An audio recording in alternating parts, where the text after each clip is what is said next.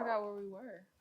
So Bel Air writing aliens, driving to the school. Trey, when you walked back, I told you I called your name 25 times. I ate cheese earlier and my stomach is on fire.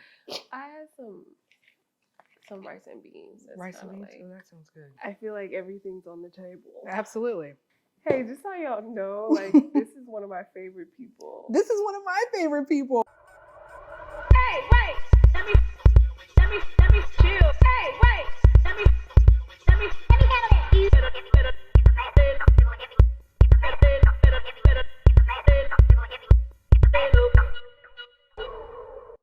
Today, I have one of my favorite people in the entire world, and I'm just trying to spit this introduction out because I want to talk to her so bad. And we've been talking the whole time, and we keep having to stop ourselves because I think this is going to be a really, really, really, really, really good episode.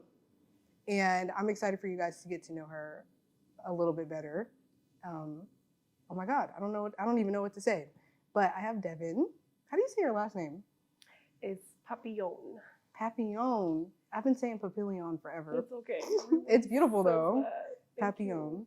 And yeah. I'm just so thankful that you agreed to do this. First, okay, let me just take a second on record to give you your flowers. Don't make me cry, because I will cry. I'm just, okay, so for everybody who doesn't know, I met Kourt in 2016. Mm-hmm.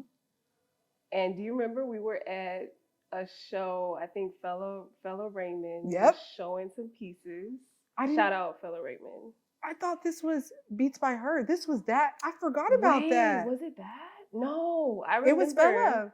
It was that. Yeah. And damn, that was so long ago. I remember the first time I met you, I said, this girl has a light inside of her that is so bright. Oh my God, I'm about to cry. And then I don't know, it's just ever since then, I've just been rooting for her. She's just, and to see this thing come into fruition is just make me cry. I already told her this when we got here, but she did. I'm just so astonished and proud and elated to be here. So, and honored. So. Well, I have to say. And I feel like we're literally making history right now. So. I feel like I'm making history just because you're sitting here. So, and I'm not being cheeky. No. I feel the exact. I have to snort, y'all. I'm so sorry. Oh my God, I will cut that out. That's also why I like Kourt. Because I'm just there with it, fuck it. But yeah, I'm so inspired by Devin. Okay, I'm just gonna go ahead and give them the intro because you have been my spirit guide for a really long time. We have only seen each other. We don't see each other often. It's been a very, very, very long time. Yeah. And you just I think it's been since 2016. Yeah, I think so. Damn, that was what? That's 7 years ago. Yeah. And you just send me stuff on Instagram all the time. You were sending me Abraham Hicks. You were we just supported each other from afar, but it felt like we were this close together. And I don't know, when I first met you, I was damn, she's cool. And you were so quiet, but it was you were so present at the same time. Yeah. And then when I listened to your music, I was it embodied who you were as a person, which is just a quiet storm, a quiet force. And I wasn't intimidated in any way, but I was really intrigued. And I feel sometimes, but I didn't want to ruin trying to get to know you more on a personal level. I just wanted to understand you. And it's weird that you can do that through social media. And I feel this close to you. Yeah. It's I don't know. I'm kind of weird. Why are you weird? I'm super introverted. Yeah. But I think it's just because I don't know. I the ways in which I like to express myself are just not verbally. I'm just not a verbal talker but it's I can be extroverted, but I just it's just not my dominant default setting. So for people or people like you who can recognize that and not try to force it out of you. Yeah, it's just like, it's so, I don't know, reassuring or refreshing. So it's just really cool. I'm hear gonna you turn say this way that, because I feel like I'm disconnected from you. Okay, there we go. But yeah, but I think that has a big, or it's played a big part in why we were able to kind of like still build a connection, even though we physically weren't really around each other. It's just like kind of like this unspoken thing. And I from the jump, I just felt like you were somebody I could just respect as a creative, like as a person who just kind of got it. Yeah. So I think, I don't know, maybe that fed into that kind of sustainable connection that we were just kind of like able to upkeep over the years. Yeah. But it's also just cool to know that you have other people who think like you in your corner, and that because just it's rare. knowing that is like, Enough. yeah, I'm gonna keep them around forever. Like, Enough. If I had one of you and nobody else, I feel like that would be enough. right? Yeah. That's to like kinda feed how me. Yeah, because, and I've just been a lot of times in like situations where like the opposite was true. Like it would feel like I would have all these people around me, but I would just feel like the only person on the planet. And to me, like, that just doesn't feel good. No. So when you find people where the opposite is true, it's like you do anything to hold on to those connections, you know? So, and they're easy to like pick out because they're so profound, like so unique. So I don't know. I feel like that's where we are. Yeah. It's like this. But it's weird because it's like quiet at the same time. Like a it's quiet storm. Yeah, It's literally. perfect Analogy for I think it. that's perfect. Yeah. It's weird though. Not even. I don't want to say weird, but it's interesting that you say you're not verbal because you're a writer, and you write so eloquently and so well. Cute. But to know that the way you express yourself is not through words is like, so if you don't feel like you open up verbally and you're, I guess, introverted, how do you connect with people? Well, I try telepathy. Me too.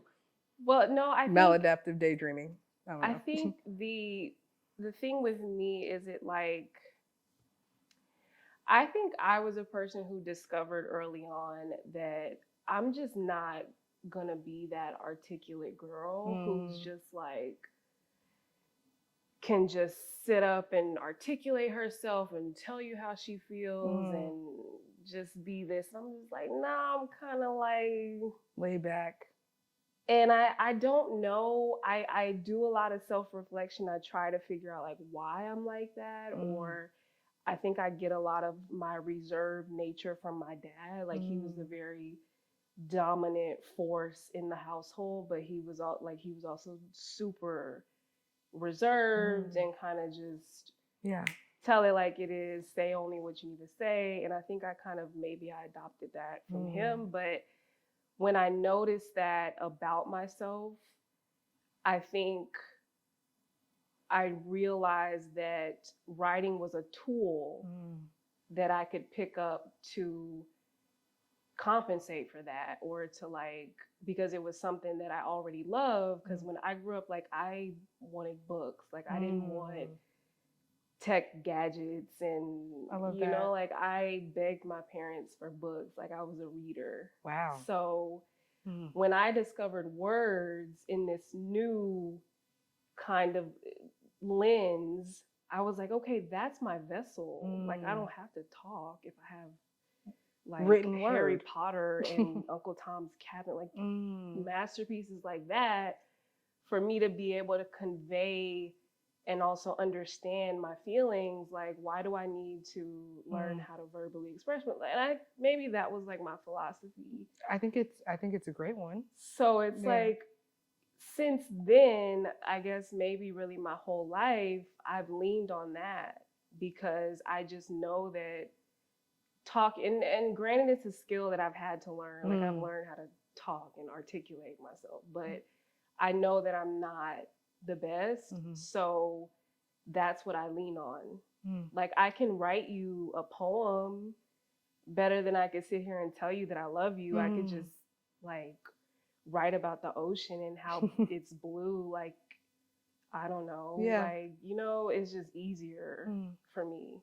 I like, So, it's just my thing. yeah. I appreciate hearing that because, like, in relationships, especially, I've been told. Sorry, my foot is very ashy. Is it in the shot? Can you see my foot? A little bit? Take it out! Take it out! Let me say crisscross applesauce. Y'all, it's been a long day, and I put lotion on today twice, so not too much. But no, in relationships, right? No, your feet are perfectly moisturized. They're behind the table.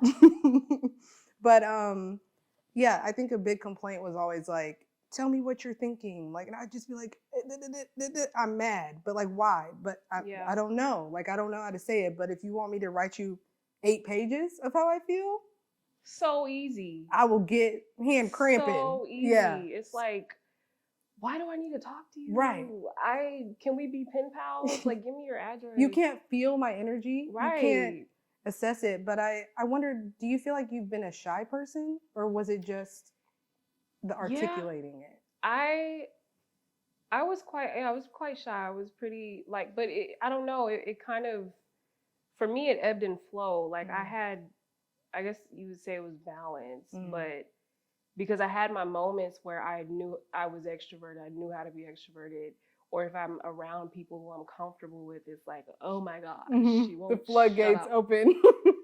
But my nature is super like, I don't really like the word shy because it's like, I don't know. To me, shy implies that I'm timid or I'm scared to kind of like speak up for myself or advocate for myself. And that's not the case. It's just that I'm just reserved. Like I like to think and contemplate my thoughts before I speak. And I don't like being put on the spot. Public speaking is kind of lame. Not your thing. You're doing a great job. But yeah, it's just, I think it's just my nature is just to like, I'm just observant. Like I like to take things in, make my assessment, and then give my take. Like that's just kind of like, and writing allows me to do that. Reading and writing and music. Yeah. We'll get into that. We're almost there. I actually want to ask you 2 questions, but the first thing I want to ask you, do you know your big 3? Yes, and this is gonna give a lot of what I'm saying away. Okay, I'm so interested. I'm kind of embarrassed to say because I get like people like that have my placements get a lot of slack. What are they? Okay, I'm a little judgmental. I'm not gonna lie, so I'm excited. We can get into the whole natal. Oh, we don't. Okay, let's do it. No. We don't got time. We can't. Well, I don't know because it kind of like goes together. Okay, so I'm a Libra sun. Love Libras. Which you're anything. Leo. I know. Okay. Like half my friends are Libras. Just saying. Keep on. Libra sun, double cap moon and rising. Yeah, intense. I never would have thought. Guess what else though? What else? I think this is true. I could be wrong. I think I have a cap stellium. Oh my goodness. I have a lot of cap placements.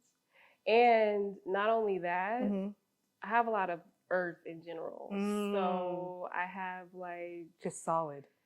I'm pretty much earth and air. And I think like, because when I really started learning about like natal charts and stuff like that, because like, I don't know, they say like Capricorn is like that Saturn ruled thing where it's the like father of the zodiac. Yeah. It's like work, and money. I don't know. I just kind of like when I like delved into it, it kind of like made sense. And then I have like a Virgo what is it? Venus in Virgo. My Venus is in Mercury. Virgo. And my Mercury's in Virgo. Mercury and you know what? And that's some pretty heavy stuff. Double cap moon. Okay, just take a second. No, I'm sitting here shook right now. Like, that's because a lot. I would have never thought. You gave me, you know what I thought your big 3 was? Go ahead, lay it down. I knew you were a Libra because your birthday, and I've told you happy birthday a few years in a row, but I thought you were a Libra sun, either like a Pisces or Scorpio moon. I got Scorpio MC. That's that depth. That's that like that thing. that wall. But the Capricorn and Virgo doesn't help. And why do? I'm not roasting you. I personally, I think Leos are compatible with Capricorns, and I have a Yeah. Virgo stellium, so I feel you.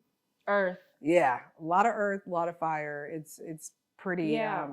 debilitating for me personally. Debilitating is such a good word. It's like, dude, God, like, what were you thinking? Like, Yeah. you know. But I thought your Yeah. rising might have been like a Sagittarius or like some Hmm. type of fire rising. So this is interesting. I don't know. It's like, you know how much room that chart takes up in my mind? daily? Really? When I experience things, I'm like, oh my God, is this my cat? Why can I not process this emotion? Mm, And I just want to shut everybody out and handle my business. Like, let me Instead just of like sitting here, like I really had to go through a period where I had to like sit down and you sit down and handle these emotions because they're not just, you can't just balance them in the checkbook like you want to just put it on a spreadsheet. Like Yeah. you can't, you can't do that. You have to feel it. Mm-hmm. So I went through a lot of that, like me and my emotions in the ring. Yeah, trying to figure, because I think Boxing. Yeah. as a Virgo moon, Venus and Mercury, I've learned that Oh you my can. God, Virgo moon. Yeah, it's bad. It's really bad because typically Earth moons we intellectualize our emotions instead of feeling them. Air signs do that too. Really? And I've been trying to figure out like what's the double. God gave you why a am double I getting whammy. Doubly Yeah. catching phase from here and here. Disrespectful. Because the air sign also wants to be like go toe for toe. Mm. It's like, can I catch a break? Give me a second. Can I have please. a second? Yeah. So yeah. That's interesting. Normally, when I do this podcast, I like to work backwards and then talk about you now. But I'm curious about. I'm going to switch up the timeline for you for a second. Okay. Brain is computing. Let me get ready. There was a period where you went ghost for like a good. You said it was what, 2 years? It's almost 2 years. Yeah. Almost 2 years. And I personally was very concerned. And not concerned in a way of like, is she okay? But I think intuitively I knew you were just like doing work on yourself and you were taking care of yourself. But I remember thinking, damn, I wish I had her phone number so I could just check in. Yeah. But what was that time about? Without getting too personal. Honey. Let me take some sips. It's getting real. I might need to take. So let me see if I can sort of like chronologically unpack this. Okay. So we're working backwards here, right? Okay. So, but I do have to rewind a little bit to maybe I'd say 2021. Okay. So this was maybe like nearing the end of 2021 because this is actually when I went away, which was like the fall of like 2021. So, and I just actually came back. So yeah, it was nearly 2 years. So I hit this, I've hit many, many, many, many walls before. Like just like those kind that just break your face and you just, but this was different. And I think what was different about it was 2020 happened, and so it was kind of like, it was a very defining and redefining year. It kind of uprooted everybody really. And that really kind of set the stage or set the tone. It kind of held up a mirror and it kind of just told me like, okay, this, all of this is wrong. Go fix it. Like you're a mess. Damn. And I came to that realization, okay, that happened in 2020, but there was a lot happening in 2020. So when 2021 got here and things started to kind of slow down and we're kind of at this point where we're through the thick of what we just went through. And I kind of maybe just got to this point where I sat down and I was like, wait a minute, something is not right. And this social media world, Mm. this internet, it's a very loud place. Mm. Like, this is a loud party. And I gotta leave, y'all. It's getting loud and I need quiet. I love how you said that. So I'm leaving the party. Like, I'm going home. An Irish goodbye.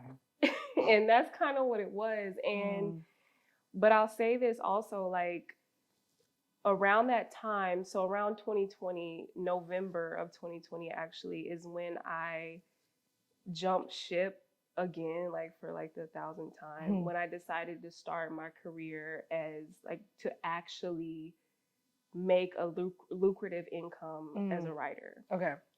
So I was doing that at the end of 2020 into 2021.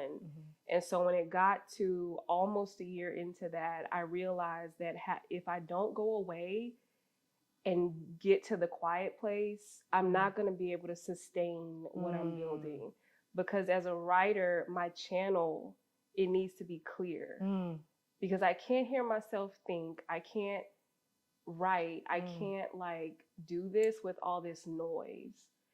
And so I kind of just made the decision. I said, I want to get quiet and I want to get still. And so I just went away. I just said, and that was really kind of that point where I started to really turn inward.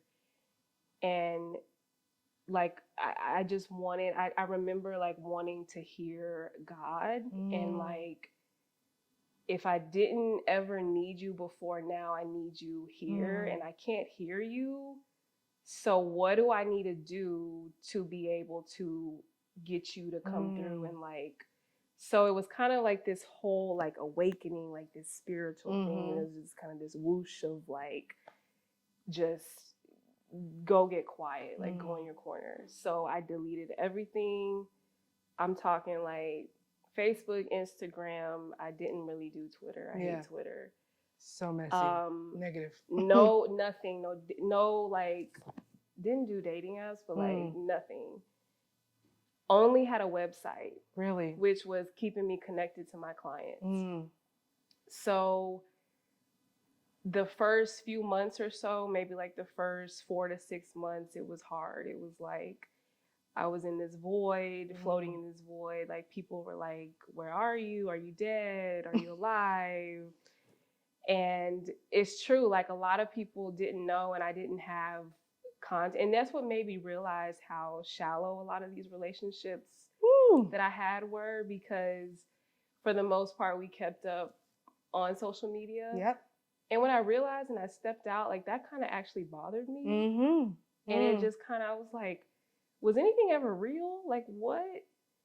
So the people that I did have numbers and stuff, I kept, and we kept in touch. But after so long, it was kind of like I was in the void and I was just like floating further and further and further away, to the point where it got really, like, maybe about a year into it, I literally like I looked around and like nobody was there.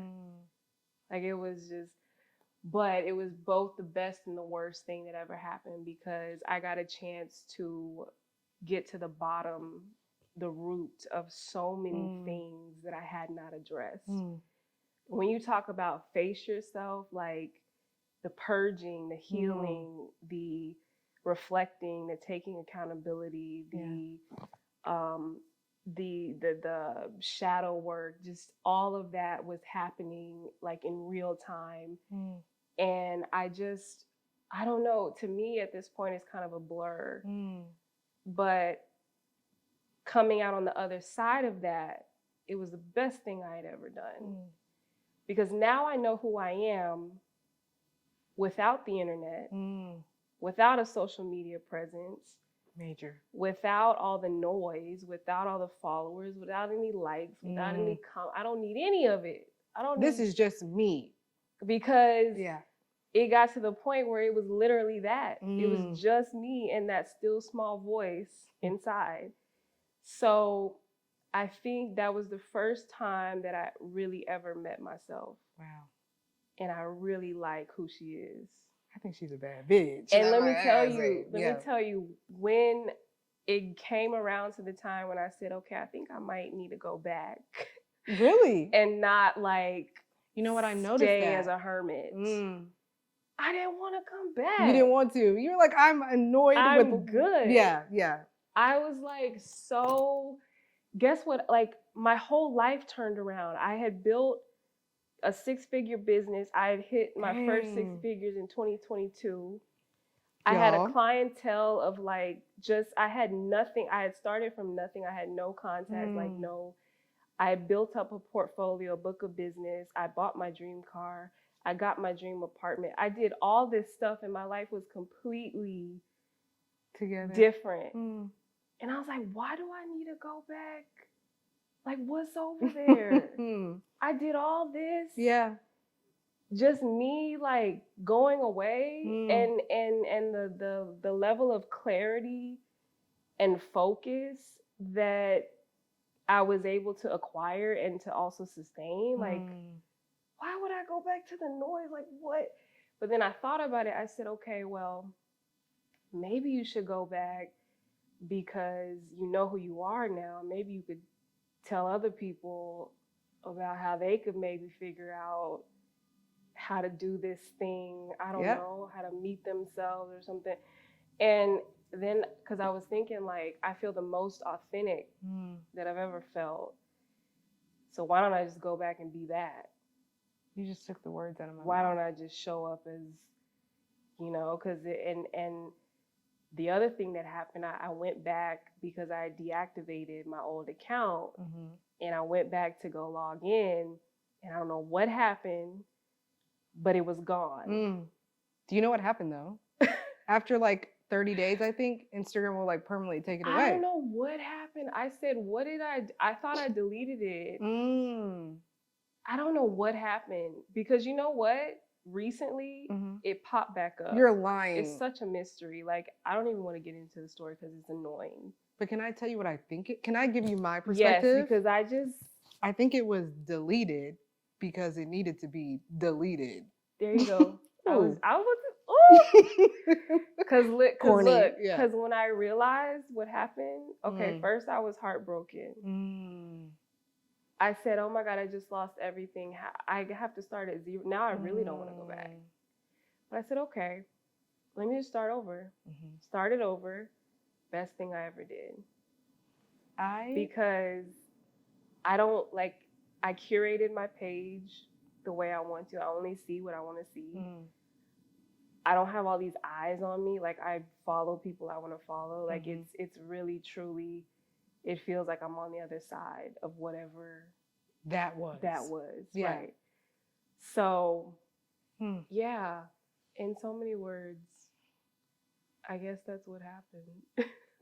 I'm silent for a second because I really want to take the time to like listen to everything that you're saying. Not only because you said you are not very spoken, like verbally, but I think there's this fear for people to, there's so many people that are called to just go silent sometimes for a little bit. And I think people are afraid of leaving whatever that was. Oh, I was so scared.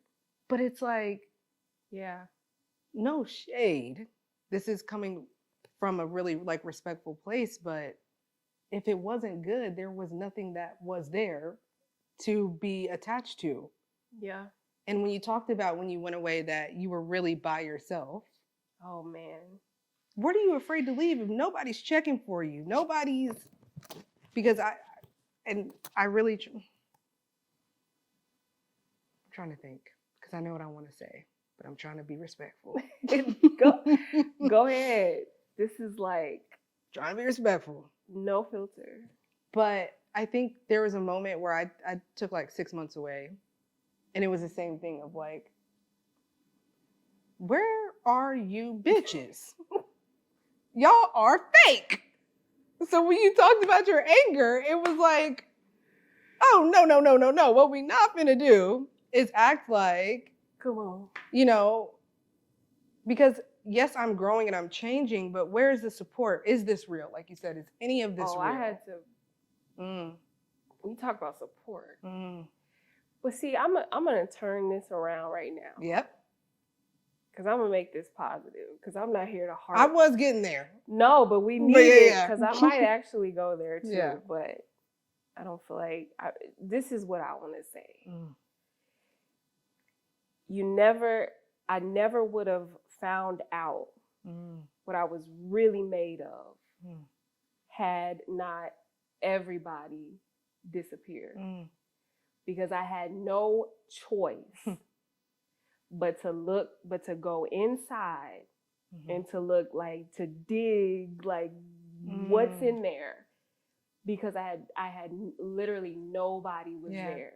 And I had to, like, it was either that or die. Do you want to die or do you want to figure this out? And when you face yourself like that, and when your back is up against that kind of wall, it's the reward that comes from finding out how strong you are when you have to be. There's nothing like it. Because now, at this point in my life, anything I don't want to do, anybody I don't want to be around, any place I don't want to go, I don't. I'm not doing it. I don't have to. There's no compromise. Because if I need to stand alone, you know you can do it 1,000 times over and over and over again. One thing I'm not afraid to do right now in this lifetime at this point is stand alone. If I'm standing for what I believe in, if I'm standing on a moral, a value, integrity, I don't care who's with me. I don't care who's not. And I don't even say that in a cynical way. Because it's love. I say that with all of what I just said is rooted in nothing but love. Because it was the opposite before I went through the fire, before I walked through that fire, that purifying thing that kind of just burns you up from the inside out. Before, everything I did was rooted in fear. It was fear-based. Devin, I'm not about to play with you. you. And that's why, here we go, that's why I was walking around in all that chaos. Well, we didn't get to that yet. We ain't even got to the chaos. But all that chaos, it was rooted in fear. Walk through the fire, strip clean. I'm talking about to where there's nothing left except love, except compassion. You know, everything has been obliterated. So everything I'm saying right now, it's like, it's not out of fear, me, if I have to stand alone, or if I have to do it. It's like, no, it's because I really know who I am and I love myself and I know what I want, I know what I don't want. It's like, life gets so much easier. So I would encourage anybody, like, I know a lot of people, especially this year, like, it's just been a very, like, lonely year. I think the past few years. And there are a lot of people who feel like they have lost all that support, or they've lost friends, they've lost family, they've lost just, like, a lot of people feel like they're floating in this abyss of just loneliness. But take that as an opportunity to turn that focal lens inward and to really see what you're made of. Because so much there. And I got to.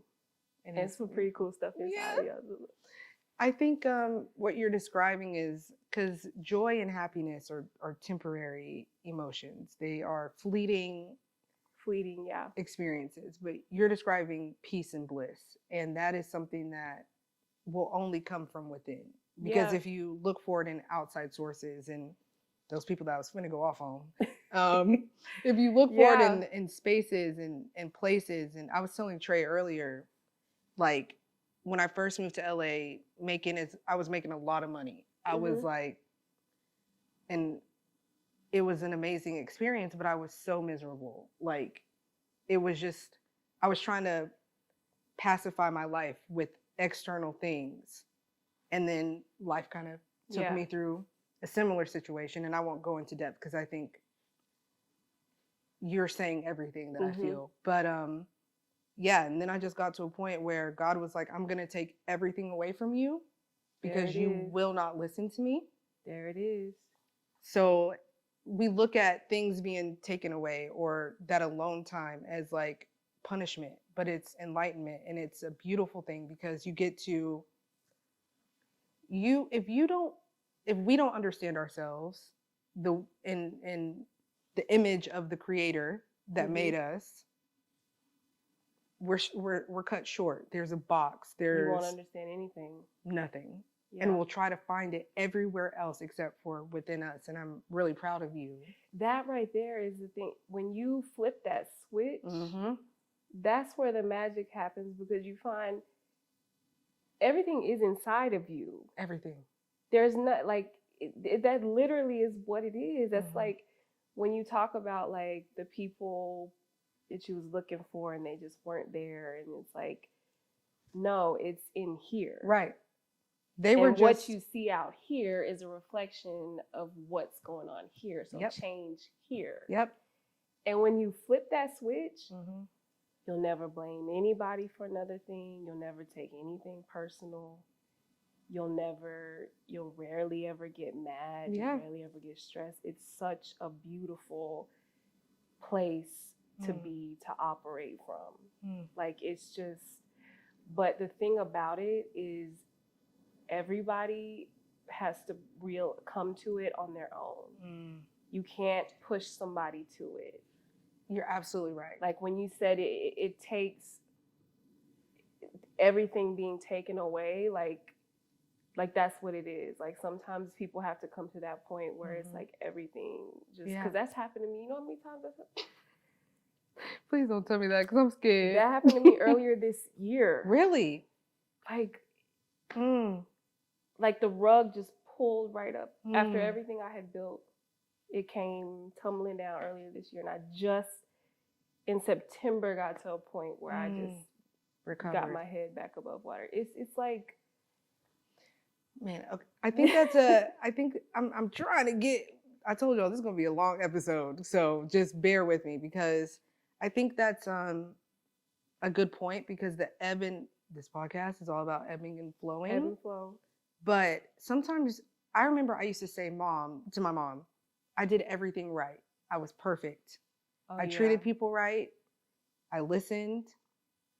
I could have done better, but I was like, I didn't do anything wrong. Why is life taking everything from me? After I've gone through stages of depression, stages of finding myself, spiritual awakening after spiritual, like it was, and I'm like, at what point does it stop? And she's like, it doesn't. No. You might fall again, but you got to keep getting back up. But now that experience has allowed you, when you fall, to get back up a little quicker. And I think that's what that fear is of like, I'm free falling. Yeah. When do I get back up? And it's like, you will always be up. It just might look different. And the experience becomes like it's like your bulletproof vest. It's almost like you keep adding cushion to the bulletproof vest. It's just, you just get better at dealing, because now it's to the point, there's so much peace and clarity in my life, but it's not perfect. But even if stuff comes, I'm like, okay, cool. Let's handle it. Like, what's the solution? Woo. Okay, that's the problem. Cool. What are we gonna do about it? Because it's and it's just that came with so many years of like, lay low. okay, that just happened. I'm gonna kill myself. Okay. Like you just get better. You just, and that's what builds character. That's what builds confidence. Like, cause me, I look back at my journey and I'm just like, all the stuff. Oh my God. Like how old am I? How many lives? Like, but I wouldn't change none of it. It's interesting to me because looking at you from the outside in, it's like, to me, there are no flaws. Like, oh baby, honey. I know people that have, I kind of intuitively knew, like, oh, she done seen some shit. She done seen something, because people that are, I told Trey, I was like, I'm so excited for this episode. And he's like, why? I'm like, because she's like, when you talk to her, it's like you've taken a psychedelic. No, oh seriously. my gosh. Like, it's like that is such a cool compliment. That's a good, okay, I thought you were like, girl, what? But no. That's like dreamy. Yeah. That's like, And I think to get there, it requires a lot. But I'm curious, like, because when I met you, you were doing music and you Yeah. were really focused on that. And when you disappeared at first, I thought you were just gone making another album. I was like, oh, she finna pop Wait. back out Cause see, I've disappeared a lot. a couple times. Because even when you came back, you went away again for a little bit. Yeah. So I was did. like, okay, 'Cause- maybe. But I don't know. I'm trying to think of it because you mentioned Beats by Her, and that was like 2016, right? Yeah, because Because my first show was at House of Blues. it was because I shot with them in 2015, and I was supposed That's to when I record. was in LA. God, we have so much to talk about. I'm like overwhelmed a little bit. Okay.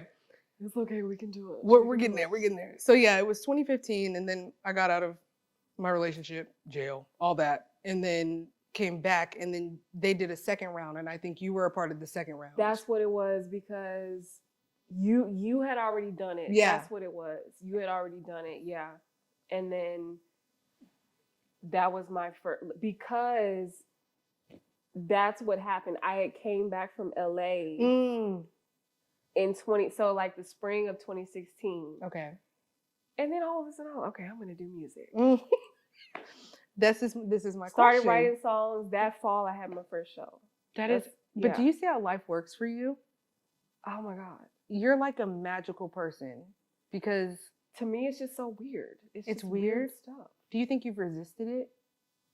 I've resisted a lot of stuff, yeah, but I think me resisting was maybe the source of so much chaos, maybe. But the chaos made me who I am. Okay. So it's like all it works together. It works. Well, I'm curious about that because before this episode, you told me a little bit about like the lives that you've lived. And you talked about living in LA and as somebody that lives there now. You talked about how it chewed you up and spit you out. Oh, it did. And it didn't take long. Please tell me more. You know, I'm about to tell you this story because this is funny. Okay. We're about to laugh, okay? Okay, good. I've been ready. I giggle a lot. Because we did some heavy stuff first. But we have more heavy stuff to get to. So we'll heavy release, heavy release, heavy Let's release. ebb and flow. Yeah, ebb and flow. Okay, let me get my tea. All right. Yeah, some tea. Okay. So the story about first, let me preface it real quick because me wanting to be a writer, that was at the foundation of all of this. So this was 2015. Backing up just a little bit before I left for LA. So this was like the summer of 2015. Okay. I had written and published my first few things that were actually out in the world. So I think this was probably even 2014. No, it was 2015 when I was freelancing for the Dallas Observer. Okay. And I wrote a little blurb, and I'll never forget. I think the first one was on Erykah Badu, and she was performing in Dallas. I went to that concert. Did you go? 2015. Oh my God. Let me tell you. Crazy. Seeing my words in print in one of the Dallas's like main pubs, and to see my name next to words that I wrote next to Erykah Badu's picture because she was coming into town to perform, like it blew me away. I imagine. I said, yeah, I'm a writer and I'm doing this. Like, period. And my mom, we still got the print, like, it's on my portfolio, like on my website. If you go, like, you'll see. It's amazing. And got paid a whole $25. I know that's right. Might as well have been like 25 million because that was everything. Baby, I'm published. And let me tell you something. $25 is more than some writers. Like you are published next to Erykah Badu. What? So that was like my first like green light where I was just like, okay, I could probably maybe do this. And the way I broke in, like the editor, Jeff Gage, I'll never forget, really super talented writer, just I mean amazing. Gave me a chance and let me write it. And I actually wrote like for the Dallas Observer for a little bit. Like I did quite a few. I used to go to I covered a Sam Smith show. I did Charlie Wilson. What? I covered Talib Kweli when he came. It was so cool. I used to get to go for free, and I would cover the show, and it would I did SZA. I remember never that knew was about so cool. that. Like the early SZA. Yes, the early SZA. I never knew this about you. What? That was a time, yeah. Mm. And so that's kind of how I got my feet wet, and I was like, okay, I'm a writer, maybe. Mm-hmm. Then I said, okay, I'm gonna publish a book. I know that's right. Jump right into it. Jump right into it. Wrote a little chapbook. It's still on Amazon. Really? So this thing is like maybe almost 9 years old now. And published that. That was in July of 2015. Okay. So I said, okay, I got me a few little clips and stuff. I can go to LA and be a writer. I can do it. Jump into it. So I left September 1st, 2015. I had $1,500 in my pocket. Wow. And a one-way ticket. And I'll never forget September 1st, my grandmother's birthday. I left for LA. Now this is me, okay? Didn't have no job planned. I booked maybe a 30-day stay at an Airbnb. This lady had a 5-bedroom house, pretty old house but get this, Cerritos, California. Where is that? Okay, exactly. Do you know where Cerritos is? So, what the fuck? It's That's just quick crazy. for me. Continue. Okay, so what I could have done is look on a map before I got on the plane, but I didn't. Because I found the house. Yeah. And it was like, I don't know, she needed like $500-600. I said, okay, cool. I got that in my pocket. Yeah, right now. That's half my money, but I got it. Yeah. Just so much. Okay. So for people I don't know, people already probably Googled it, but Cerritos is like next to Long Beach. Okay. Maybe more like toward Anaheim. It's like far from LA. Okay. It's like it was not my target area at all. No. That's like an hour and 15 minutes. It's a lot. Yeah. And I'll tell you how I know. So I landed, I said, oh, okay. When I got to the house, I was like, this is extremely far from LA. So I get in the house and it's like, okay, here's the other things. Now this is September. We just got out of August. I'm coming from Texas. It's hot.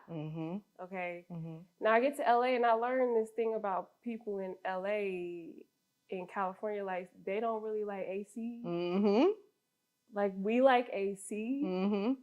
And these people didn't have any central, they just let the windows open. That's so only if you're by the beach though. I don't know. It's like burning up. Jesus. Like I'm hot and I'm like, there's this room that I had. I'll never forget, it was at the top of the stairs. There were 5 other women living in the house. They were all really sweet ladies. Okay. And I remember one of them had a son and she lived downstairs. It was always pretty peaceful. But it was just hot. They just didn't so I get in my room, it's this big and there's a twin bed and a little nightstand with a lamp and a little window. And I'm like, I put my bag, didn't have my car, right? And I looked around the room and I just said, what did you just do? I don't mean to laugh because it's not funny. Please but laugh. Please laugh. Okay. And I just kind of sat there and I just, after saying, let me just go back to Texas. I was like, no, we're going to make it work. We're going to make it, okay, because already my money's running out. So I got to pay this lady her rent again on the 1st, right? So I said, okay, I got to figure something out because I don't have a job lined up. I'm going to be a writer, but I don't have money. It just made $25 in the Dallas Observer. So here's the thing. here's where it gets funny. So I try to hear my problem solving Mhm. Capricorn comes in, and I get on literally Craigslist, Mhm. and because the thought hit me, I don't know where it came from. I said, maybe there's a rich family somewhere, It's a good thought. It's a good right? thought. Mhm. In LA, maybe Beverly Hills, I don't know, Mhm. maybe. Do they maybe need a nanny or something? Or Mm. somebody who could like live there and clean the house, or because I was like trying to figure out a place to stay because Mhm. I only had that money, and once I paid that lady the next month, like I had to eat. Mhm. So I got on Craigslist and I just started looking, and I started like applying for positions like live-in caretaker, live-in nanny, live-in something. It didn't have no experience doing. Just And threw then it out there. And then I remember it took me about a week or so to kind of like do all that and apply. And I'm just the agony of like, so I remember I landed 2 interviews, and I tried to set them up on the same day because the distance. Mhm. And I had one in Beverly Hills with the family, and then there was another family in Bel Air. Mhm. And I don't know how I did it, but I set it up like on the same day within like a good time frame. Mhm. So got in the Uber. In the Uber, I'm thinking, oh my God, I better get one of these because this Uber ride is taking all the So money. expensive. So I got to the first one, Mhm. which was the Beverly Hills family, and took the Uber there. The Uber leaves, and I'm just like, oh my God.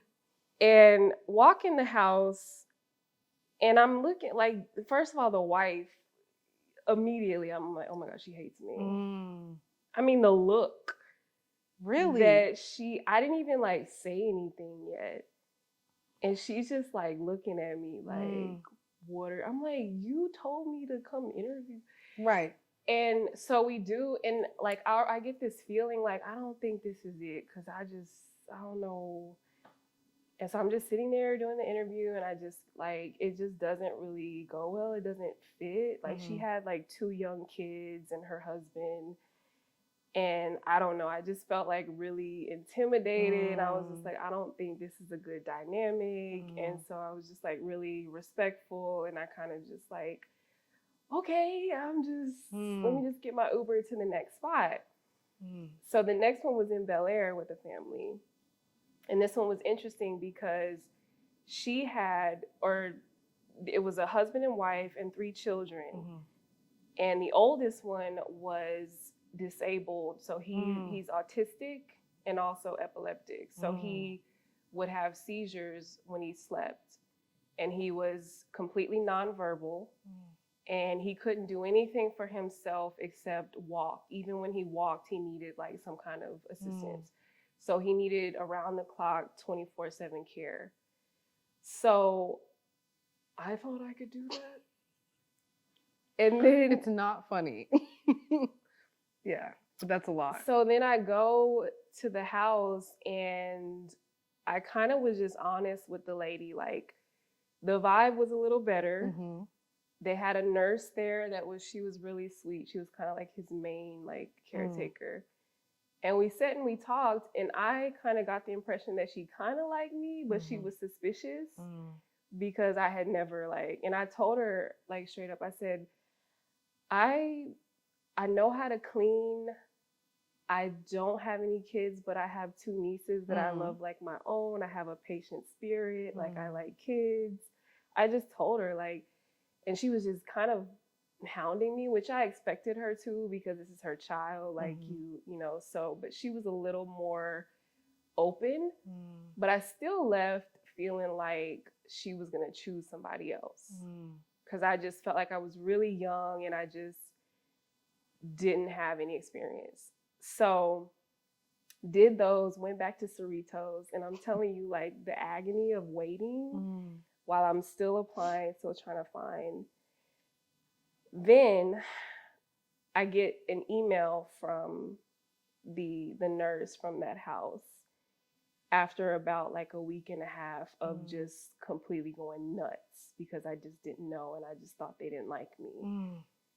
She tells me, we'd like to have you move in. When do you think you can come? The way I would have jumped out that twin bed. And the way just my Wow. heart, like, so what happened was I didn't have my car. And I was like, okay, well, I guess I'm going to Bel Air, but I don't have my car. So I had to get my mom she drove. So I flew home. We drove my little Pontiac 20 something hours to LA. She flew back. So I had my car now. And I'll never forget, this date was September 18th when I went. So that 3 weeks of just like, what? Of dystopian life, trying to figure shit out. And I went, and let me tell you, it was really, I drove up to the house and it was like, is this literally an episode of Fresh Prince? Because what? Bel Air, yeah. And I had like my little Pontiac with like my few things that I had in it, and they gave me like the guest wing or whatever, and I had like my own bathroom, and I just was like looking around like, are you serious? Like I get to, and I'll never forget like I never had my own bathroom. I was like, wow, like I just want to live in the bathroom. And I moved in and I started maybe like that followed, I think it was like a Monday, and they started like training me, and I had to every weekday from that point on for about 6-7 months, I was up at 6 a.m. doing everything for the little boy. So I had to feed him, bathe him, change him, fix his food, clean up. So I think when that happened, it was kind of like this really pivotal moment. I'll never forget like that first week or so where I kind of like stopped and I was kind of like, okay, so writing might actually have to be your thing, because I'm realizing at this moment that I was willing to do just about anything to make it work. Because how am I here taking care of somebody's in this house in one of the richest neighborhoods like in the country, and I've never cared for anyone, like, and now I have this little boy to take care of, like 24/7 care, just because I want to be a writer? Like, who does that? And who finds a job like that in like 3 weeks? I'm in awe of you right now. And when I tell you, it was just like the culture shock. And because they lived right on, I would take Sunset Boulevard every day in the family van to take him to school. And just the observations that I made, I was like, it was so like alien to me. Like, what? Like, this is how y'all do life? Like, can I ask you something? Really, yeah. Crazy.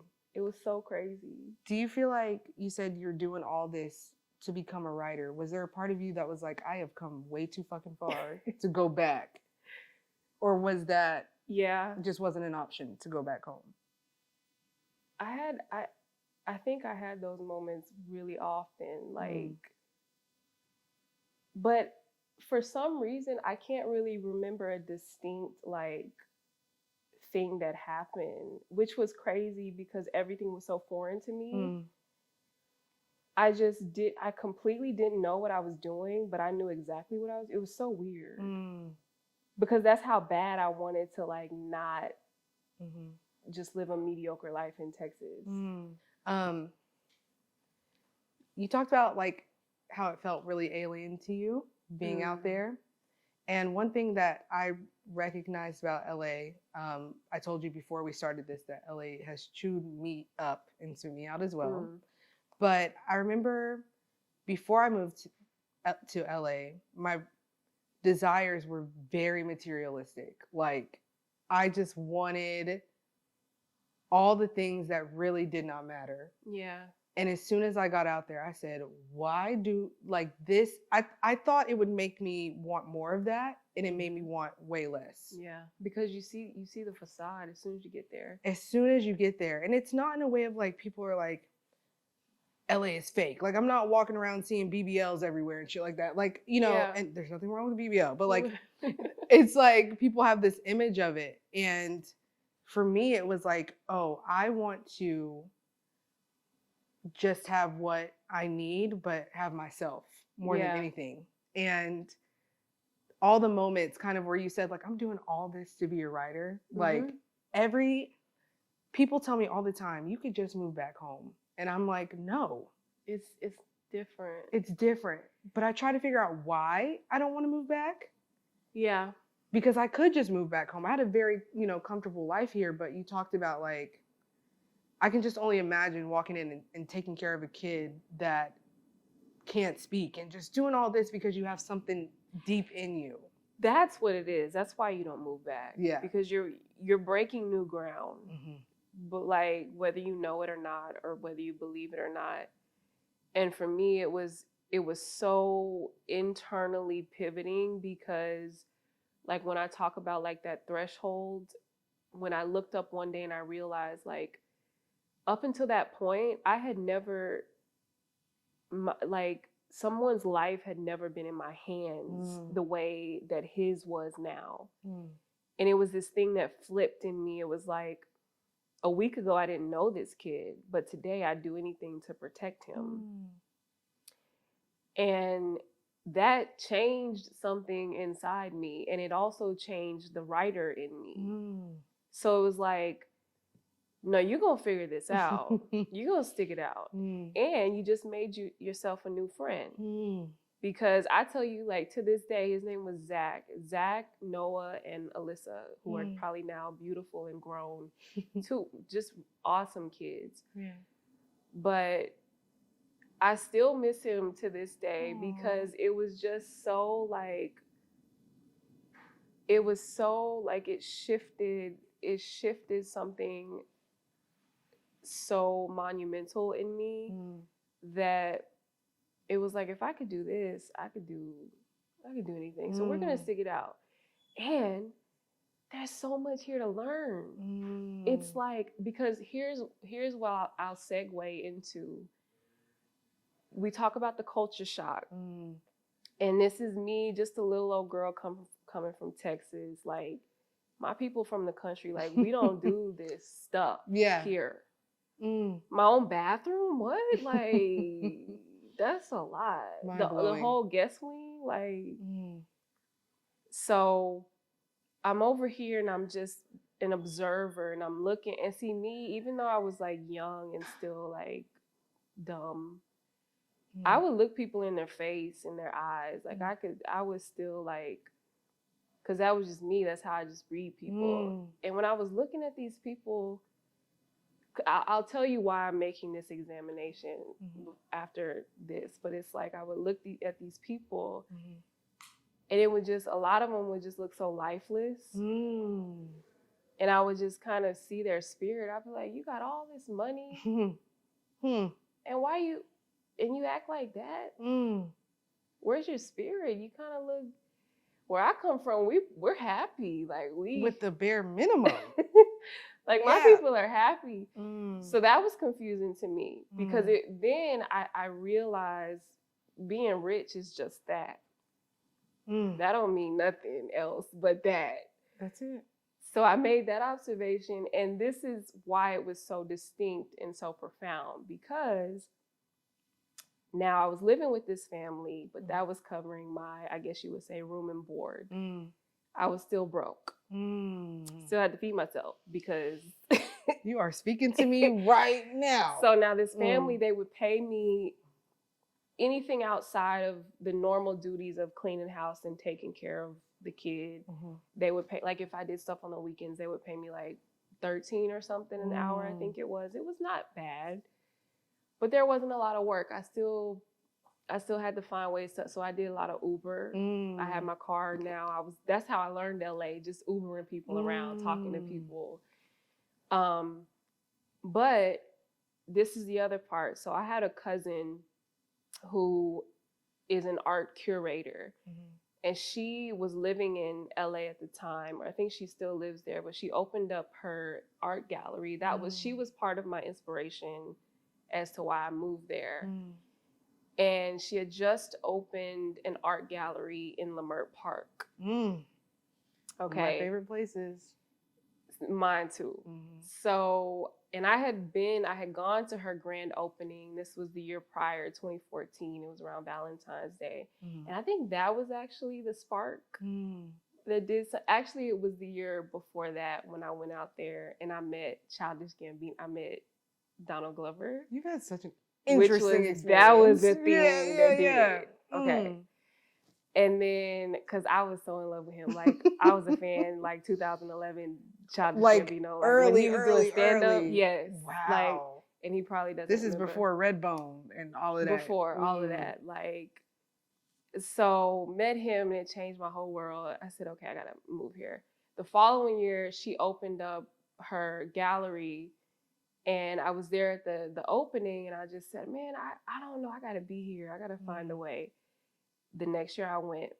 So she was there in Leimert Park.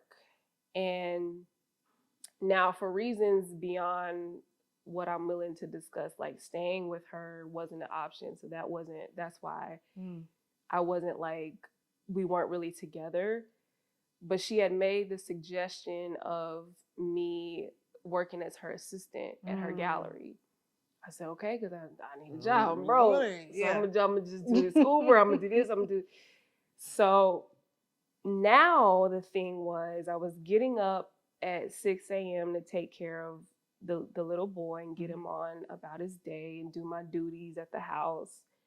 Then I would pivot and switch, and I would get in my car and I would get on the 405 to the 10 down to South Central off Crenshaw. Slauson, all that. Like I would go right on into Leimert Park. And when I tell you about the difference in the culture shock that was it was kind of like when I would get on the 10, I would get off and I would feel that I was coming into Leimert Park, into that side of town, the relief. That just relief. Interesting. You're like, I'm where I need to be.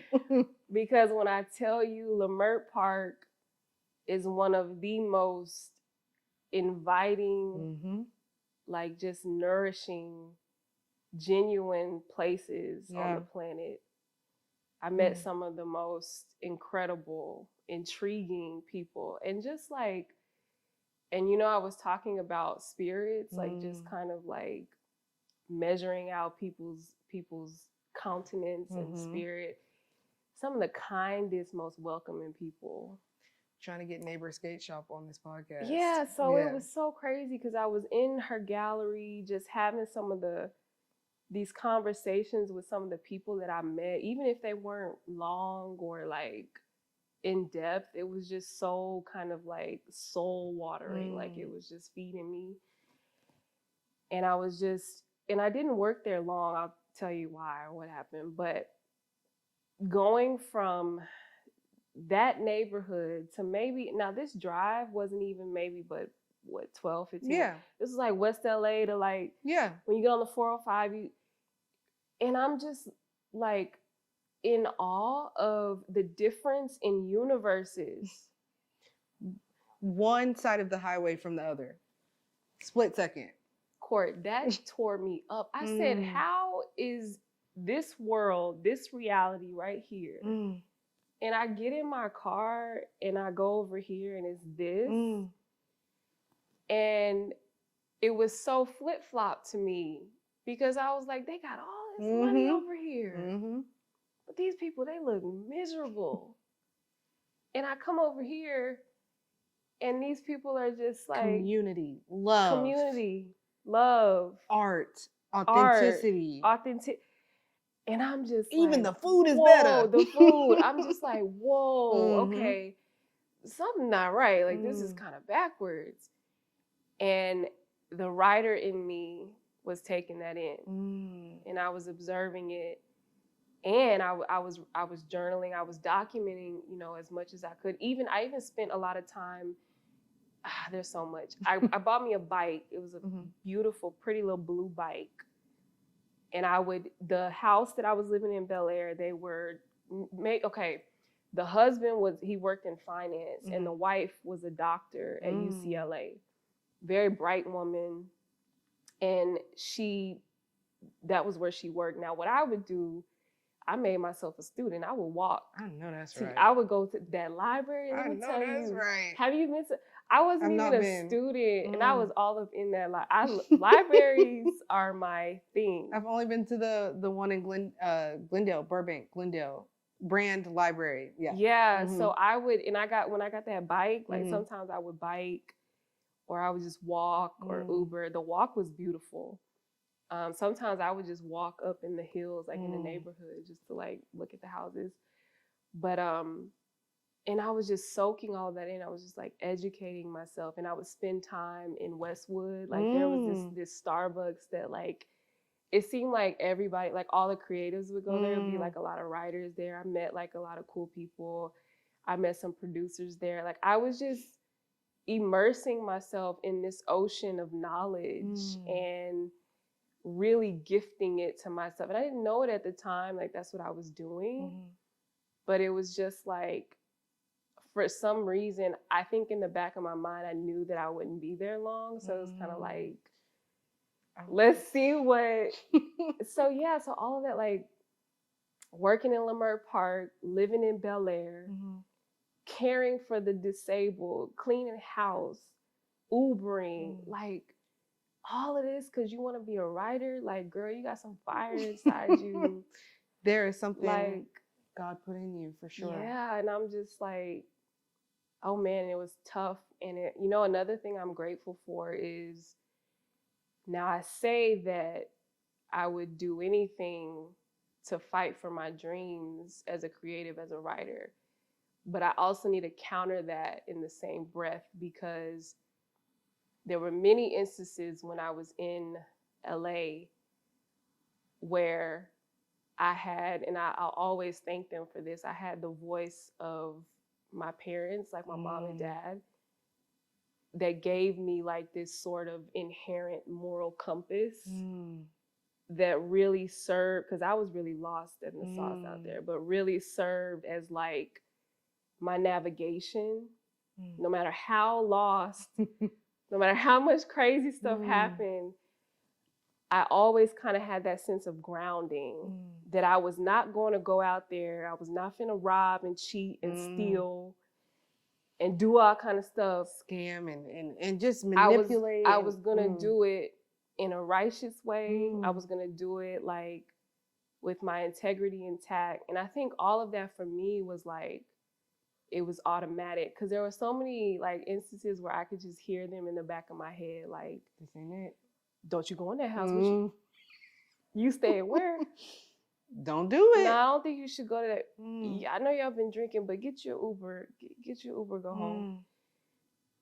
I kid you not, like a lot of that, there were plenty of times where it probably saved my life, because I had that navigation in me to where like I actually made it out alive, because and I'll shout out mom and dad, like it's just like I was willing to do anything, but not everything, because I still was standing on, even though I was just really, I was so lost and all over the place and just a mess, but I was still grounded and standing on morals, and that's why I think a lot of the chaos, because I could have took some easy routes, but it wasn't happening. Yeah. So yeah, I think that's another good thing to mention. I'm curious about something, which is like, because I don't want to cut the LA story short, but I think it's important to know all of that in 7 months. 7 months is not a long time. Especially in LA world. It flew. Quick. And I feel like one thing that I love that you said was like, kind of having, it feels like life shows up for you in a lot of ways, but you might, it's like life is teaching you while showing you up. It's like life gives you glimpses of like, this is what could be yours. This is where we're trying to take you, but we need you to, you see the real, but we need you to see the real, physically see it. We gotta take you through. We gotta take you through it. Some real. So your voice can be the real for other people. Yes. And that testimony. Yeah. And it sucks because it's like, sometimes I'm like, God, why do people gotta go through the It dark? sucks because you don't know at the moment. You don't know at the moment. And it's like, in hindsight is 2020, literally. But like, You don't know. You don't know. And I'm curious, like, from, you know, doing all of that to become a writer. And I think it's really important that you said you were willing to do anything, but you're not willing to do everything. That is the amount of things that I think God has saved me from in LA. And people would be like, girl, just go do this. I'm like, but that's not. No, it's sketchy. If you don't have yeah. any kind of ground, I think only people who have lived there, you know, if you don't have some kind of your feet somewhere on the ground, you can get sucked in to the abyss of just fuckery. And I wasn't doing that Hollywood stuff. I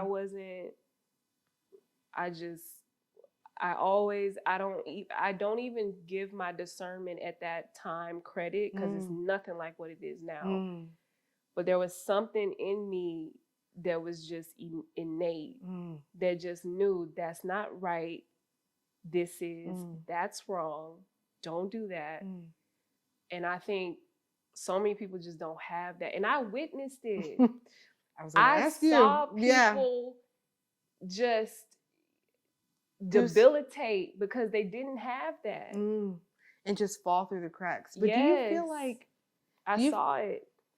Do you think that life is hard on you? Like, because I would sometimes tell my mom, like, I know people that get away with some stuff that if I did it, God would snatch me up and throw me into timeout. And it's like, why do they get to do? You know what that is? Everybody, we all have our different lessons and things that we're here to learn. Like, maybe that's just what they needed to evolve. Yeah. And it's not about me. That's Yeah. Yeah. Because everybody they're on their own time. And that's a good point to make too, because I would witness some of these things and I would just be like, why you did it? Like, I would have, but you can't. You can't. I've tried. You can't save, You can't push people to be, potential is all potential is. Yeah. But also, who am I to be the savior? Who am I? I don't have the tool. I mean, I know my tools, but my tools might not be right for them. You only get the tools after you've gone through it. And then you go back. Yeah. But scary place, LA. I've been really blessed to, like, even the situation I'm in now, you know, like after I got laid off, I was like, either I'm going back to Texas, but it was like, would cost me just as much to go back as it would to find another place to live. And long story short, my landlord now, like, I told her, I was like, look, my credit is messed up. I've been there. I just repaired my credit last year. Credit is jacked up.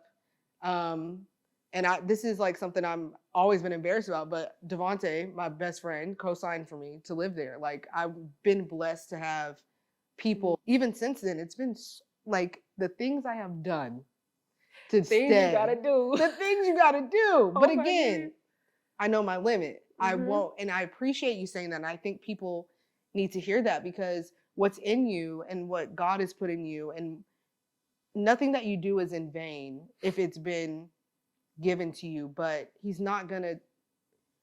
I think there were moments where I would try to do certain things and just dig a bigger hole for myself. Yeah. Trying to do it myself. Yeah. And I mean, that's such a tough thing too, because it's like, there are a lot of things I had to do by myself. It's a lot, but I don't know. I just don't think that anything you face, I don't think there's nothing that'll come that you can't get through. Like Can't it get through. wouldn't, yeah, Yeah. I don't know. I kind of always had that kind of like disposition. Like, I don't know. And then you just get through it and you're thankful because it's like, look at who I became. Look at you now. Look at me now. Which is where I want to kind of travel. Let's take a walk around the globe. So 7 months of doing all of that, like you said, like, dang, this is a lot to be a writer. Mhm. You leave, obviously, come back home. And I'm curious, like, one, do you feel like it was worth it? I feel like you're going to say yes, but I might be wrong. And two, that can be jading and debilitating for somebody where you're like, I have traveled all the way out here and I didn't break or whatever, but you don't got to go to LA to break, but you can go to LA for it to break you so you Yeah. can break later. That's what, yep. Um, Nearly traumatizing, yeah. yeah. And Like, do you think that it was why, I don't know how I want to ask this. why did I do it? Yes. And why come back? Why not stick it out a little bit longer? Well, I'll tell you, I remember the exact day that I called my mom and I told her, I said, I was just at the end. I think the relationship too with the family was straining. And I think it was happening because I was realizing like this is what I came for, but the way that this is starting to, I guess, trail. It feels like the trail is changing. I don't know. I think I was exhausted. I was depleted. I felt like I just creatively I was sucked dry because I was in survival mode. And survival mode will beat you in the ground unlike anything. And else. It's traumatizing to get out of. Yes. Yeah. And trying to create in survival mode is just like dang near impossible. Yeah. So it was at that point I was just kind of like I had nothing left. And you know what else is crazy? I had just cut off all my hair. I think I remember this. Do you remember that? Because you're girl, I had thank God I let it grow back. No, it looks so good. But I cut all of it off. Why? You have beautiful hair, but also like, was it a spiritual thing? No, I don't know. It was chaos. I was just trying to catch whatever you could to make it. Like I was really going through it. It was like, I don't know, maybe it was like I was trying to liberate myself or I don't know, I remember washing my hair one day and I was looking at it, I was like, why does it look like this? I don't like it. I remember the day, like these dates really stick in my mind because they were so like profound, but it was like November 10th. It was like a couple months after I got there. I cut it all off and I had like a little curly, like it was like faded on the sides, a little curly. And when I remember coming back like that spring, it was like March, and I literally had nothing left. I didn't even have my hair. I was just like, I have nothing. Like I called my mom and I told her, I said, I just picked up the phone and I didn't even really say anything. And I feel like she just knew.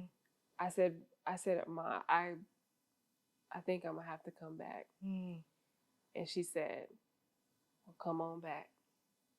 Wait, I'm about to cry. And I'm not being funny. And that was it.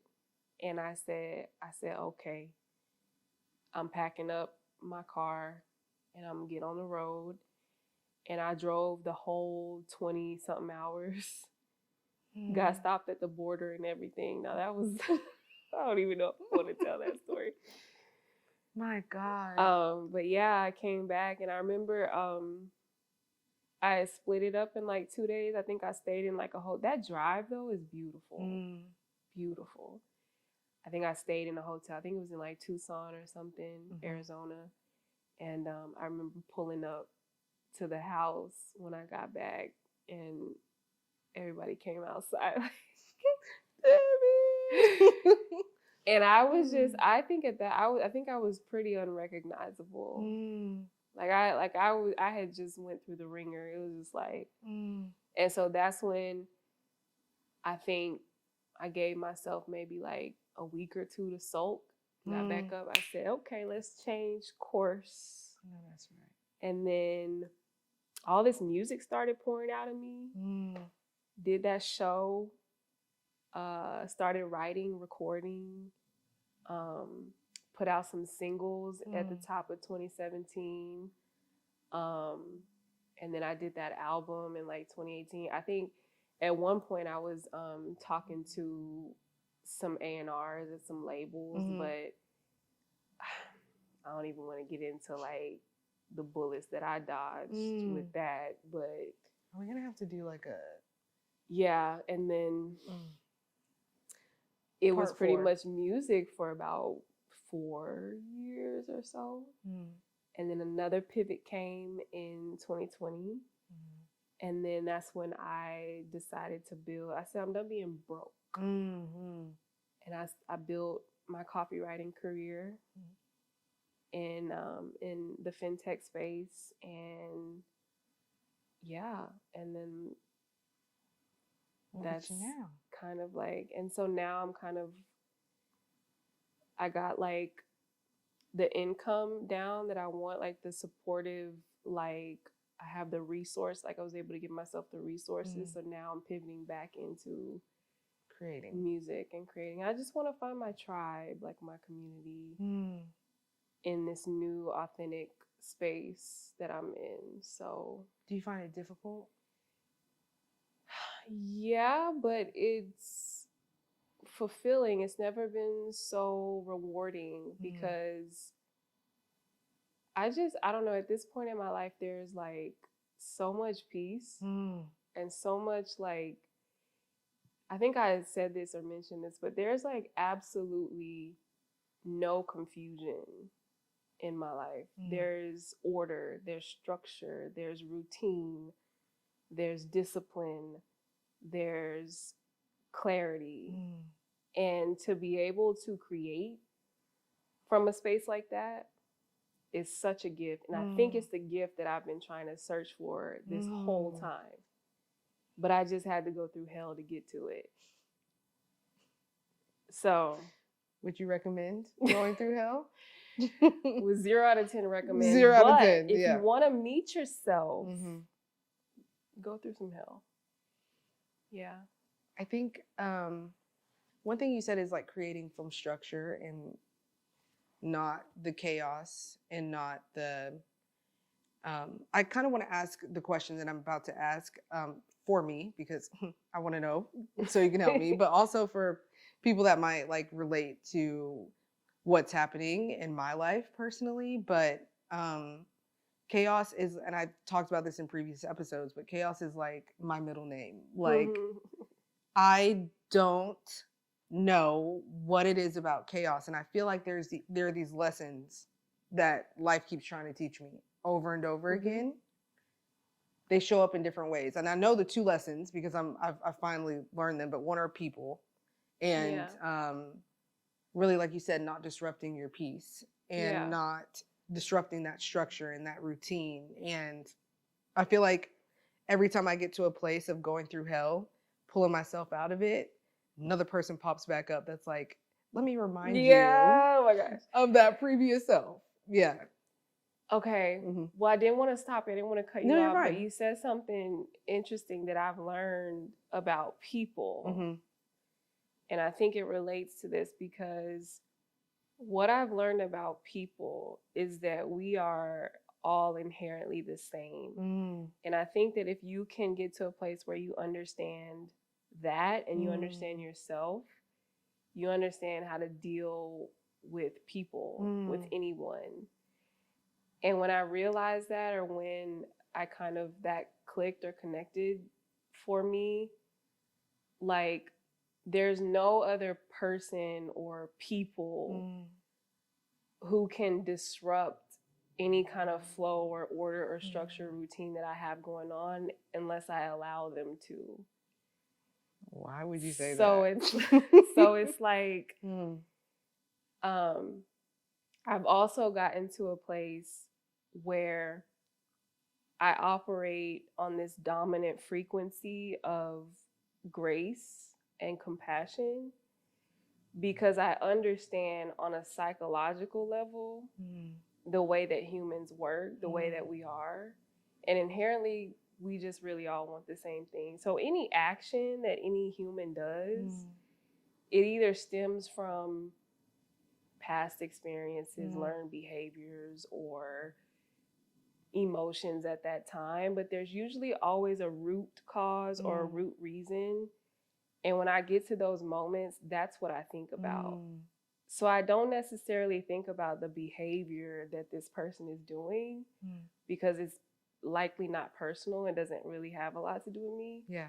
So when you could flip that switch and flip that narrative, it's like, okay, well, this person is just hurt because this may have happened and this is how they deal with it. This is how they act. That don't have nothing to do with me. But then that's where you put the boundary down. It's like, okay, you can do that. You can act like that. And I understand it. So I have grace and compassion for you. But you're not going to do it over here. And I support that if that's what you want to do over there. But don't bring it over here. And when you do it like that, it's so easy because, one, that's rooted in love. I still love you. I'll do anything. I won't say a bad word about you. We could just, but these are the principles that I have in place for the way I want to run my life. And that doesn't align. So I'm just going to skedaddle. Now, the scary part is you're going to lose a lot. You're going to lose a lot of people, a lot of everything. So I think when you're okay with that, then you're good. Well, and you said something that I think I was wanting to touch on was like,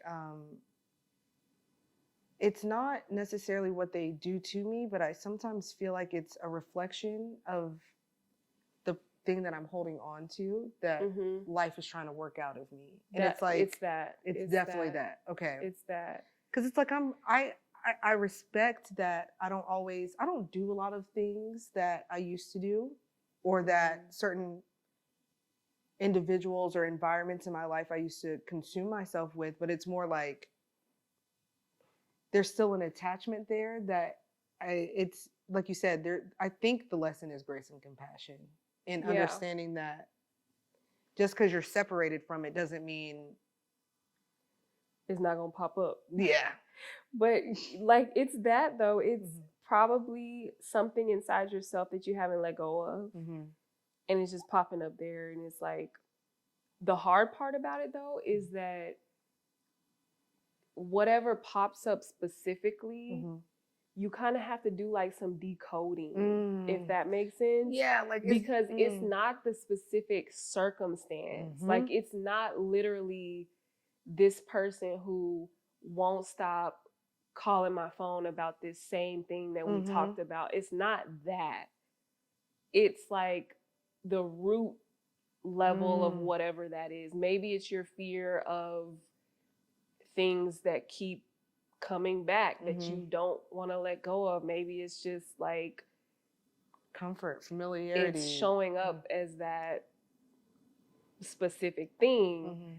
But when you do enough, I guess, work, or you like shadow work or whatever you want to call it, or like you dig deep enough, you start to like learn how to decode.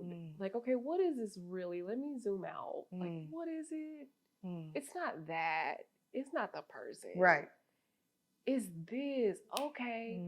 Now I can let it go. And be good. And we good. It's like, but I don't know, you sit here and you talk about it and it's like, it sounds simple, but it's not. It takes work. It's definitely work. And I think something that you pointed out earlier was,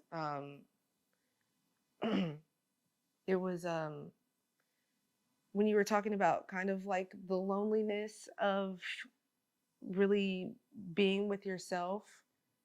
But it's weird because I don't have a lot of friends. Like I have my people, you know, but it's like more. Bear with me, because the You words got are it. coming. You got it. But how do I say this? Like, It can be loneliness. but it's like I think what I'm interested in seeing from you personally moving forward is like sometimes we get comfortable in the solitude, and when it's time to share, and when it's time to show up authentically, and when it's time to speak, like the voice that you're using through your written words, like when is it time to put it out into the world? And sometimes the people and the environments can be the comfortable thing, but like I don't know. I guess what I'm trying to ask you, bear with me, y'all. That took about 5 minutes for me to get here. No, I'm following. I'm following. But you did all this work, 7 months in LA, coming back, music, 4 years, sabbatical, built the business. Now you're at this point, and it's like, I think, are you afraid of still using your voice, or are you just trying to find the way to do it? I think both. I think I've done a lot of obliterating of the fear, like purging it, and there's not really a lot left. It's mainly love, but I still have those moments of terror, absolutely. But I think that's something that comes with being any kind of creative or artist or whatever. But me at this point in my life, I've learned how to push through that and just know that that's always going to be there. But I don't know, for me, for many years, it was just this tug of war. Like, you've been in the hermit shell, it's time to, and I would do it. It would be like this back and forth kind of thing, but I would never really like finally push the door open. But I feel at this moment in time that it's really time. That's what I feel right now in my spirit. Now, could I be wrong? I don't think you're wrong. And do I still have those days where I'm like, no, I just want to curl up in a corner and not do anything? But it's so different now because I know who I am. And I'm not in that fear-based survival mode. And anything I do can come out of love. And it comes out of the need and the want to share and to connect. Because when I used to create, it was from this place of like, what can I get? How much can I show off? And, you know, but now it's like, what can I share and give, and who can I connect with? Who can I build with? Because I've made the room.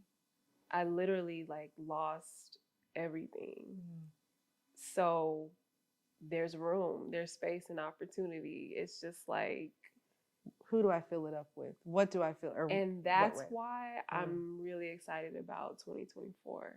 Like, it really feels, and it's not just me. I feel like there's this collective thing happening.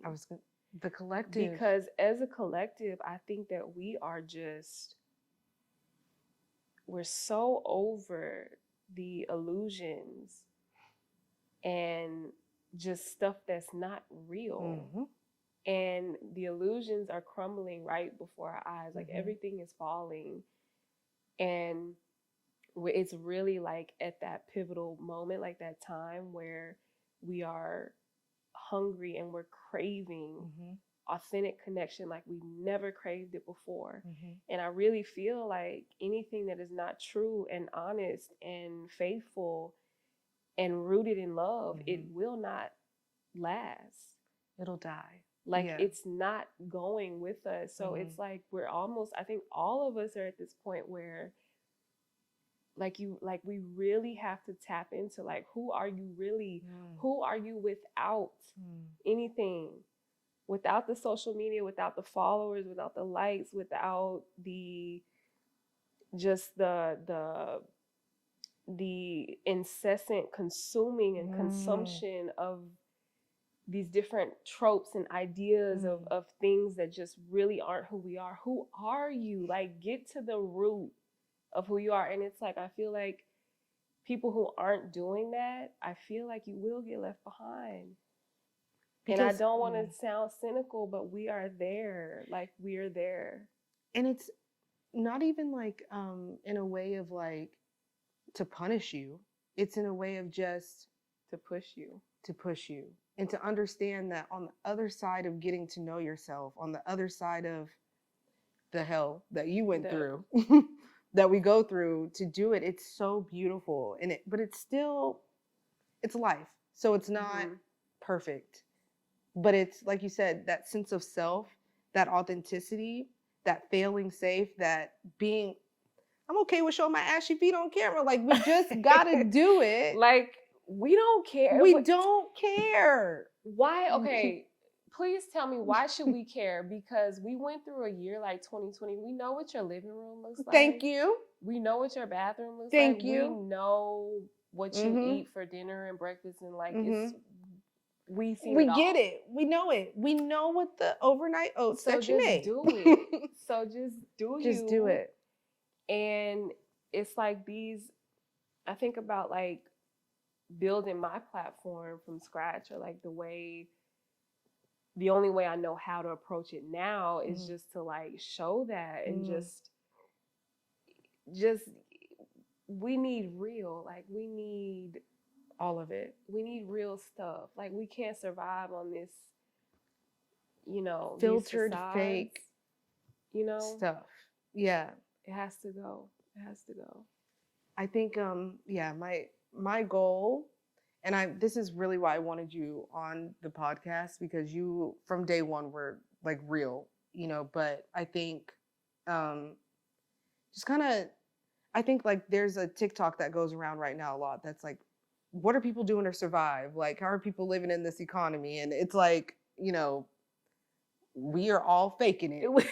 Exactly. It is literally hopes and dreams. And I want people to be more okay with just allowing that to be what it is. It's okay to, there's nothing that you can curate anymore. It either is or it isn't. Yeah.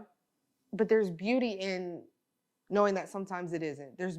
There's amazing opportunities in showing that sometimes it's not, sometimes there is. And I know people today that have everything, like you said, being in Bel Air and looking around, and it's like, y'all got everything, but you're not still just angry.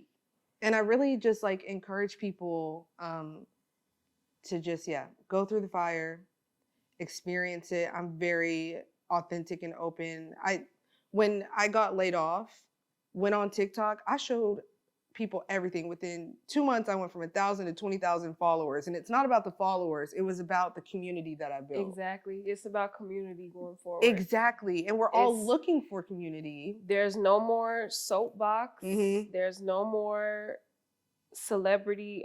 I mean, you could do it. I mean, the idolatry of, we see how the industry is crumbling.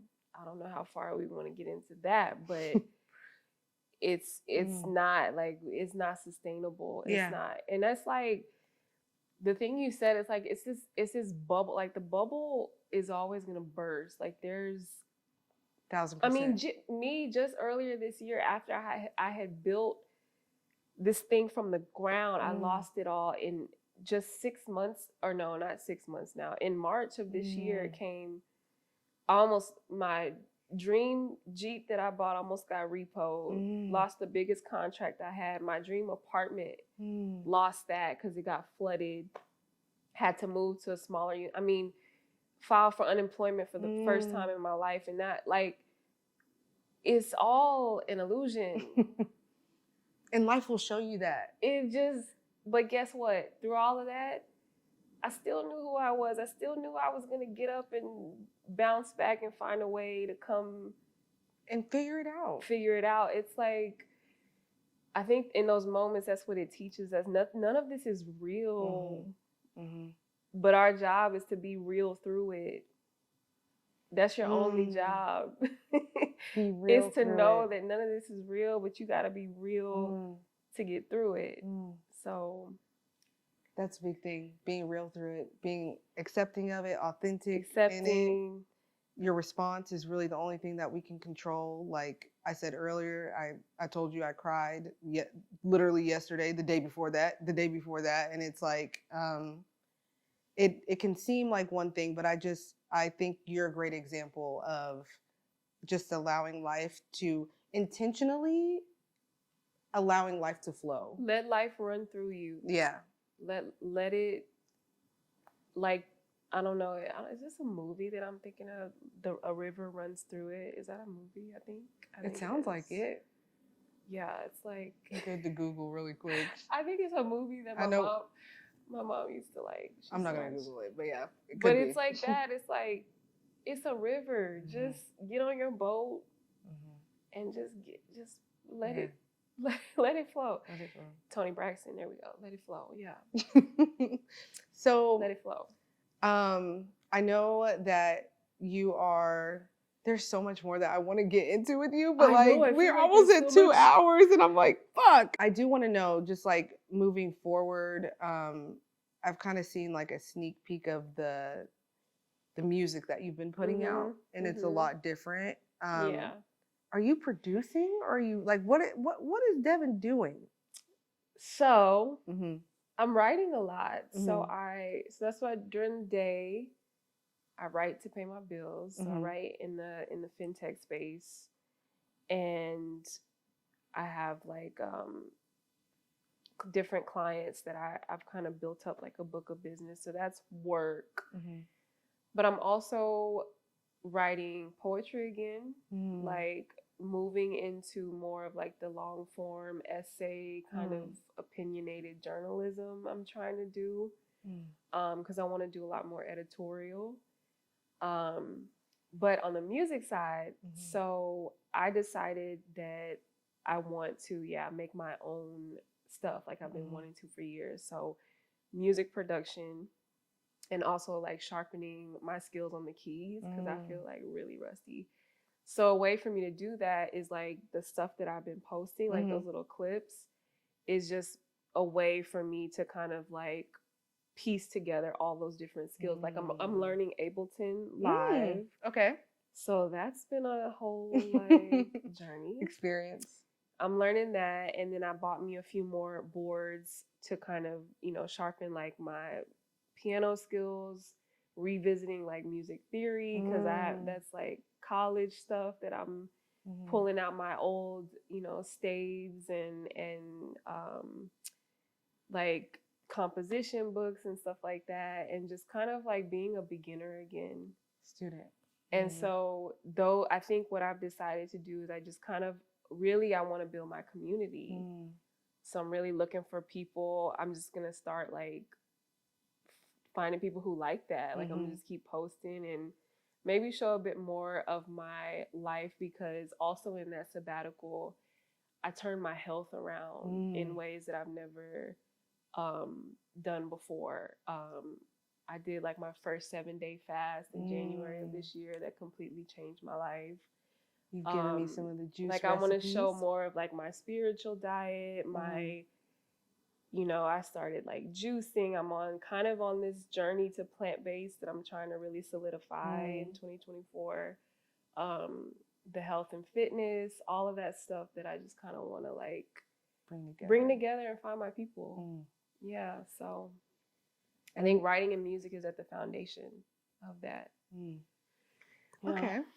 Well, I'm excited. I think it's great. And I'm just really proud, even from meeting you back then to seeing you now. And yeah, you just don't really have an option. Like you said, I don't think I have an option. You're right. But that's all I want to do though, is what you just said, is just reach people and help people find what I did, because it feels so great. And I just think the avenue is music or writing. It's not, that's not it. The thing is reaching and touching people now that I've walked through the fire, now I can go back and get my brothers and my sisters and bring them up with me. She brought me up, y'all. I'm wearing her. Like, I'm wearing her that's shirt. what it's about. Like, shout out Nordstrom. Right, thank you. But that's what it's about. It's Yeah. like, I need to go back and get my people now. It's now service oriented. It's rooted in service. And I say, like, there's a contrast because when I was doing all, like, waiting tables and doing all that stuff and, like, literally, like, the service industry, it was rooted in so much fear and lack.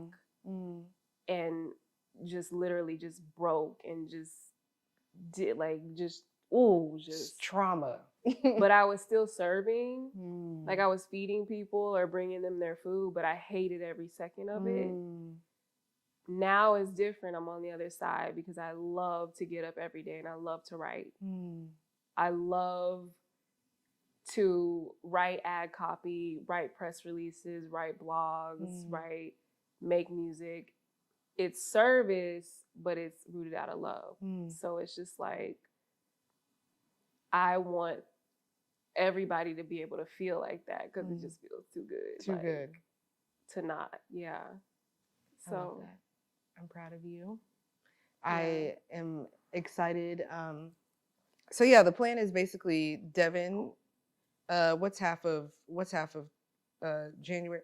What's month 6? June. Like summer. Yeah, oh summer God, Devin. I got work to do. And then we're gonna visit 2025 Devin.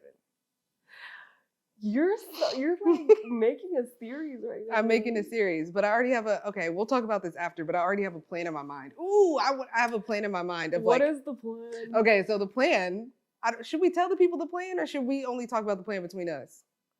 Well, if you tell the people, then I'll really have to do it. Okay, well, stop right there. So the people, the plan is this. We're going to discover the June Devin through art, like through words again. Okay. But then the year Devin is going to be more documented through visualizing it. Oh, so like, okay. Oh, do you see where you catch my drift? More through I see the vision. Documentary-esque. So that would be this time next year? This time next year. Dang, That's I got not so a long much to time. do. Because you know what I want? Oh, I'm getting some What? ideas. What? Because my goal next year is to start traveling. Oh. But I want to take my skills on the road though. Like hello from Spain, here's some lo-fi chords. And then, you know what? It could be like a lo-fi festival of Devin is the headliner, lo-fi festival where people just sit around and you just listen to the vroom, and then me and Trey back there with the camera and in between the takes of the lo-fi. I wish I could see Trey's face right now. Trey is exhausted. He's all with it. But I'm serious. I'm not kidding. And I'm gonna keep texting. I have your number now. Okay, see, this is what I checking like. Now I have some accountability. Yeah. I really appreciate it. And the last thing I'm gonna ask of you, if you don't mind. Okay. It's not scary, I promise. But I would love if you could share a list for me of a lot of the things that you watched or listened to or read during the time that you found yourself. So I can put it in the episode notes for people to reference. Even if it's a list of 5 things. But it's probably going to be a long list, but... Y'all deserve it. Well, okay, so you want me to write it down and give it to you? Or want me to say... I might text you and be like, if you... I can just send you stuff. You can send me stuff. Because I can always update this episode if we keep adding later on. You're like, Kourtlynn, go listen to this. I still have some of the videos you've sent me. Like, I could add those to it. Yeah. Because I want people to experience the healing that you did. Yeah. Yeah. Wow, I have a book list probably like miles long. Okay. We'll give them half. The Abraham Higgs. Thank you, Miss Abraham and Esther and all of the women she was talking about. Yeah. We'll give them half because y'all might have to pay for the other list, but yeah. Okay, here go another stream for me. Another stream of income. Stream, maybe. Absolutely. Okay. Thank you, I'm with it. Is there anything that I think anything that, else that you would like to say that I might not have asked you, or advice you would like to give our listeners? Well, we covered a lot, but I don't know if I had anything to say to anyone who's listening. It's just do the thing. Like, just, I don't know. I don't, I'm trying not to sound cliche, but it's so like, It's okay. Let life run through you. And find out who you are. Find out who you are, and then show the world what you found out. I think that's your duty, like your service. And don't leave here before you do that, or die trying. I don't know. I don't got nothing else to say. I think that's it. Thank you so much. I appreciate it. Oh my gosh. How much? Thank you. Like, 2 hours and are we at 7 2.5? minutes. Is that 7 minutes or 17? 2 hours and 7 minutes. It's 10:31. We started at like 8. Oh my god. It's been a while. Thank you all so much for listening to this episode. Have a good one. Bye.